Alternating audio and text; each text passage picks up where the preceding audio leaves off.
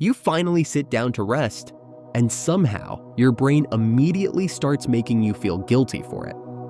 Researchers studying chronic stress are starting to understand something disturbing about this. After enough pressure, the brain can actually adapt to survival mode so deeply that peace itself starts feeling uncomfortable. Which means the guilt you feel while relaxing may not be laziness at all. It may be your mind still acting like survival mode never ended. And once that starts happening, even simple rest can begin feeling emotionally wrong. You probably know this feeling already. You sit on the couch, but can't fully relax. You open YouTube while thinking about work. You check your phone every few minutes without realizing it. You finally get a free afternoon and still feel pressure the entire time. Sometimes you even keep your shoes on while resting like some part of your body knows you're not really off duty yet. That's the strange part. Your body stops moving, but your brain doesn't. Researchers studying prolonged stress responses found that chronic stress can keep the nervous system in a heightened state of alertness even after the immediate pressure disappears. So your body may finally be safe, but your brain still keeps acting like something needs to be handled right now. That changes the way silence feels. Quiet stops feeling peaceful. It starts feeling uncomfortable. And most people don't even realize this shift is happening. At first, it looks harmless. You distract yourself a little more. You stay busy constantly. You avoid quiet moments. You keep background noise on all the time. Then slowly, your brain starts losing its ability to settle naturally. You notice it in tiny ways. You sit down to relax, then suddenly remember 5 things you forgot to do. You wake up on your day off, and your first emotion is stress. You try watching something for fun, but part of your brain keeps whispering that you should be doing something productive instead. That reaction usually confuses people, because logically, you know you're tired. You know you need rest, but emotionally, rest still feels wrong somehow. That's because your brain isn't always reacting to the present moment. Sometimes it's reacting to the environment it adapted to living in repeatedly. If your mind spends enough time surrounded by urgency, pressure, comparison, stress, or emotional overload, it slowly starts treating those states as normal. And once that happens, stillness can actually begin feeling unfamiliar. Researchers studying emotional conditioning found that repeated emotional environments can shape automatic nervous system responses over time, meaning your brain can literally learn to stay tense. That's why some people feel more emotionally comfortable being busy than being peaceful, because movement distracts you from what silence brings up.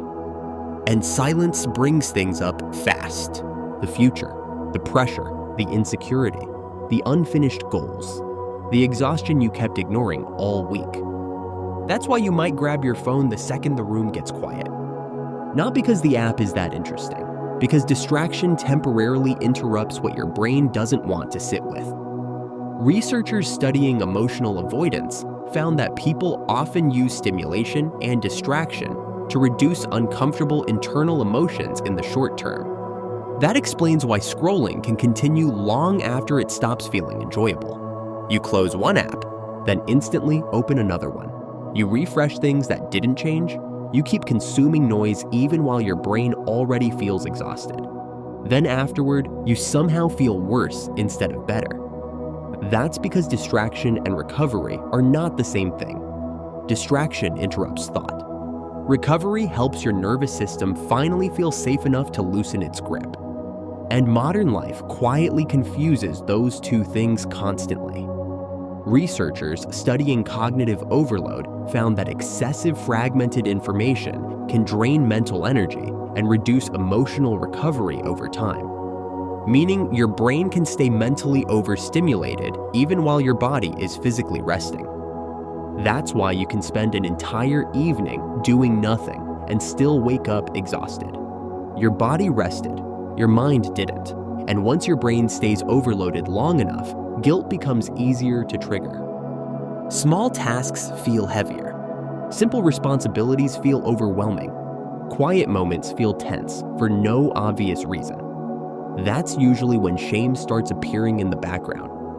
You start talking to yourself in ways you'd never speak to somebody you love.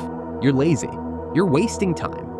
You should be doing more. You should have figured your life out already. Researchers studying self-worth and productivity found that many people slowly begin tying their personal value to achievement and usefulness, meaning your brain starts believing you only matter when you are producing something. That belief quietly changes the emotional meaning of rest. Now, rest doesn't simply feel unproductive, it feels undeserved. And after enough years, that mindset becomes brutal. You're not just taking a break anymore. Part of your brain starts treating rest like proof that you're falling behind in life. That's why even free time can start feeling emotionally stressful. You go for a walk and think about what you should be doing instead. You sit down to watch something and suddenly feel guilty for relaxing. You take a nap and wake up feeling worse emotionally because your brain immediately starts calculating lost time. You got so used to surviving that resting started feeling irresponsible. And modern culture reinforces that fear constantly.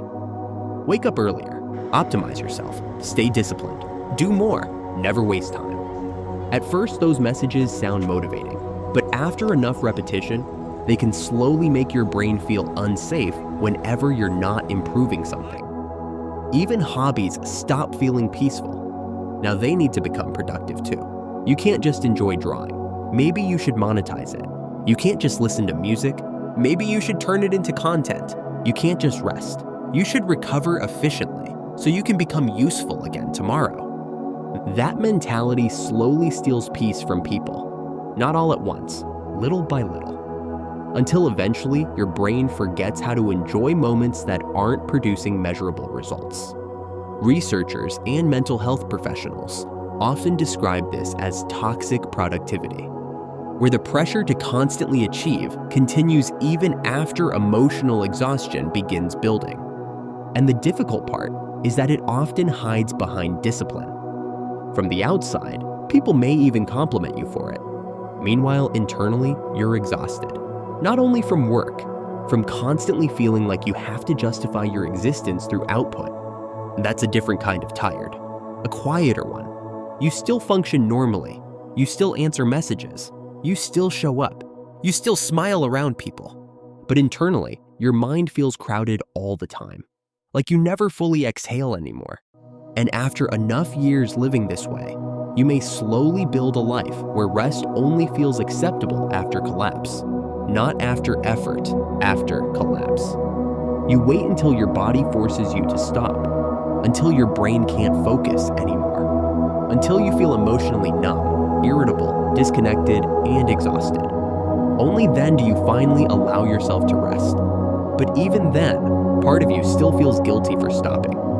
Researchers studying burnout found that prolonged emotional strain can reduce emotional resilience and make even simple responsibilities feel heavier over time. That changes the way everything feels.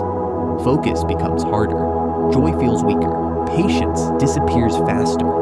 Even ordinary life starts feeling emotionally heavier than it used to. Then, eventually, your brain starts asking, "What is wrong with me?" But researchers studying neuroplasticity found something important.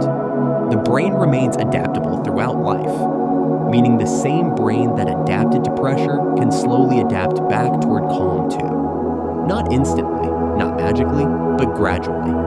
That adaptation moves both ways, and that matters more than most people realize. Because after enough years living in tension, you start believing the tension is your personality.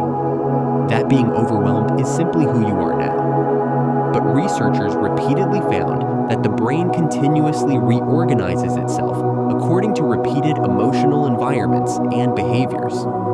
Meaning, learned emotional states are not always permanent identity. If your brain spends years surrounded by urgency, comparison, pressure, and non-stop stimulation, it adapts to that. If you slowly begin giving it more quiet, more boundaries, less overstimulation, and moments where it no longer feels hunted by time, it can slowly begin adapting differently too. That doesn't mean everything suddenly becomes peaceful overnight. It means your current state is not proof you're permanently broken. your brain adapted to pressure, and studies found that adaptation can be reversed too. Which means maybe the guilt you feel while resting isn't proof that you're lazy. Maybe it's proof that your mind spent too long treating survival mode like normal life. And maybe peace feels uncomfortable right now, not because something is wrong with you, but because your brain hasn't felt safe there in a very long time.